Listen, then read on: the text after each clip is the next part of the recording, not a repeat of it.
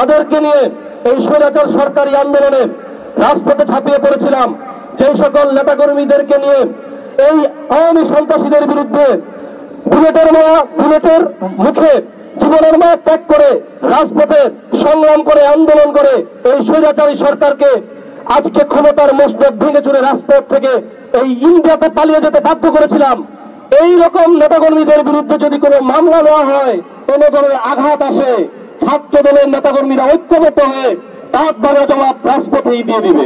দুটা অনুষ্ঠান, দুটা প্রোগ্রাম। একটা হচ্ছে আমাদের এলাকার, এই এলাকার কাদিরের খুব কাছের ছোট ভাই, আপনাদের কারো ছোট ভাই, কারো ভাতিজা বাবু, যে আমাদের ছেড়ে চলে গিয়েছে, তার স্মরণে আজকে একটা অনুষ্ঠান, যেটা জিহাদরা এলাকাবাসীর সাথে নিয়ে আয়োজন করেছে।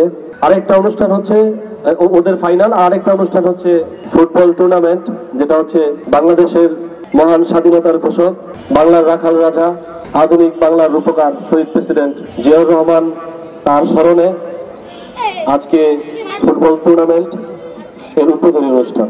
আজকের এটা রাজনৈতিক কোনো প্রোগ্রাম যদিও না, তবে আমি আন্তরিকভাবে আমার রাজনৈতিক ছোট ভাইদেরকে ধন্যবাদ জানাতে চাই যে তারা এলাকাবাসীকে সাথে নিয়ে এলাকার উন্নয়নে মাদকের বিরুদ্ধে আজকে এরকম সুন্দর একটি খেলার আয়োজন করেছে।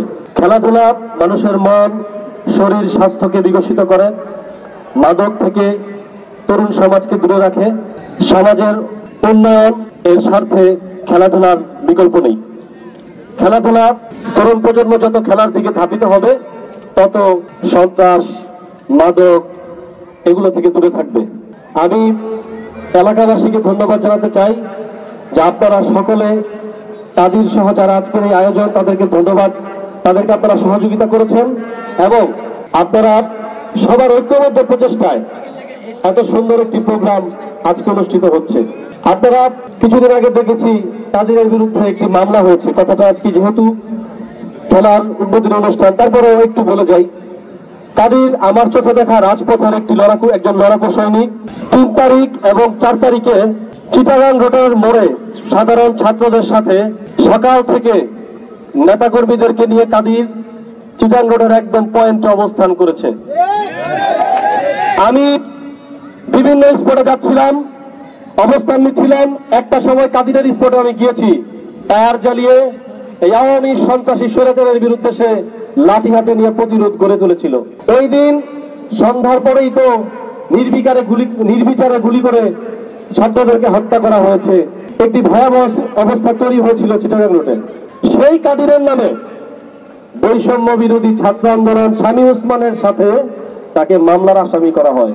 এটা বুঝতে হবে যে আপনাকে নিয়ে যদি কোনো ব্যক্তি হিংসা করে, তাহলে বুঝতে হবে আপনি তাদের চেয়ে অনেক বেটার, তাদের চেয়ে আপনি অনেক উপরে চলে যাচ্ছেন, এই জন্যই তাকে আপনাকে নিয়ে হিংসা করছে। কাদিরের মতো ছেলেকে মামলা দিতে হয়, কাদিরকে ভয় পায় কেউ কেউ, কাদির কারোর জন্য মাথা ব্যথা, এই জন্য কাদিরকে মামলা দিয়েছে। একটি কথা স্পষ্ট বলে দিতে চাই, আমি নারায়ণগঞ্জ মহানগর ছাত্র দলের সদ্য সাবেক সভাপতি, কিন্তু যাদেরকে নিয়ে এই স্বৈরাচার সরকারি আন্দোলনে রাজপথে ঝাঁপিয়ে পড়েছিলাম, যে সকল নেতাকর্মীদেরকে নিয়ে এই আওয়ামী সন্ত্রাসীদের বিরুদ্ধে বুলেটের মুখে জীবনের মা ত্যাগ করে রাজপথে সংগ্রাম করে আন্দোলন করে এই স্বৈরাচারী সরকারকে আজকে ক্ষমতার মসনদ ভেঙে চুরে রাজপথ থেকে এই ইন্ডিয়াতে পালিয়ে যেতে বাধ্য করেছিলাম। এই রকম নেতাকর্মীদের বিরুদ্ধে যদি কোনো মামলা নেওয়া হয়, কোনো ধরনের আঘাত আসে, ছাত্র দলের নেতাকর্মীরা ঐক্যবদ্ধ হয়ে তার দ্বারা জবাব রাজপথেই দিয়ে দিবে। আপনাদের সকলকে আবার আমি ধন্যবাদ দিচ্ছি। বক্তব্য দীর্ঘায়িত করব না। এই খেলাটা যাতে সুন্দরভাবে অনুষ্ঠিত হয়, কোনো ঝামেলা না হয়। আপনারা যারা এলাকাবাসী রয়েছেন, আপনাদের দায়িত্ব, যেহেতু আপনাদের এলাকাতে এই খেলাটা, যদি একটি বিশৃঙ্খলা তৈরি হয় বদনামটা আপনাদের, আবার সুন্দরভাবে সম্পূর্ণ হলে সুনামটাও আপনাদের।